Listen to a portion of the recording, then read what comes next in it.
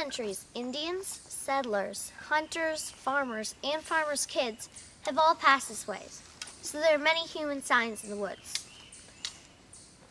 The most obvious signs are the trails, and of course the old rock walls. But over there is a very curious little man-made structure that has baffled me for a very long time. My name is Roonie, and let's go take a look. As you can see, at first glance, it appears to just be a couple of low stone walls built in a simple rectangle against a large rock, and a small rock cliff. No big deal, right? Let's see what makes sense, and let's take a closer look. My questions are simple. Who built it and why? One possibility is that it was a bunch of kids fooling around and building a fort. Sounds good to me. But another possibility is that it was a hunter's blind, where he hid from his prey.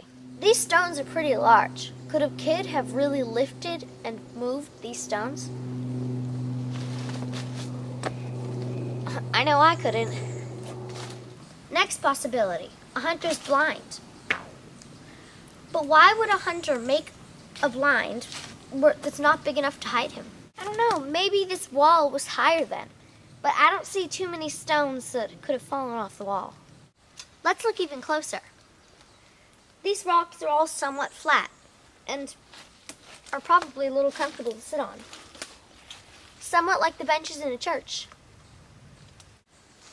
The enclosure is about 8 feet by 4 feet, and that's big enough for a person to lay down in. Oh, and there's one more thing. There's a white streak on the cliff's face. It's a vein of quartz heading from the top of the cliff straight into the ground. Quartz veins like this are rare in these woods. And the quartz vein is perfectly centered in the middle of this enclosure. Is the perfect location random, or is it by design? I think this quartz vein might be the key piece of evidence. Now think about this. It would be just plain silly to suggest that the Indians left no signs in these woods. After all, they were here many thousands of years compared to the European settlers who were here just a couple hundreds of years. So let's consider a possible Indian connection. We do know that quartz had special meanings to the Indians. Some believed that the Indians thought of quartz as a portal between land above ground and land below ground. So just might, this be a sacred site of worship. Some also think that the Indians believed that quartz was a window through which a soul could pass. So might this be a burial site? The dimensions are certainly right for a burial site. Yikes! Also, Indian burial sites often faced west or southwest. And this cliff and this quartz vein does face west.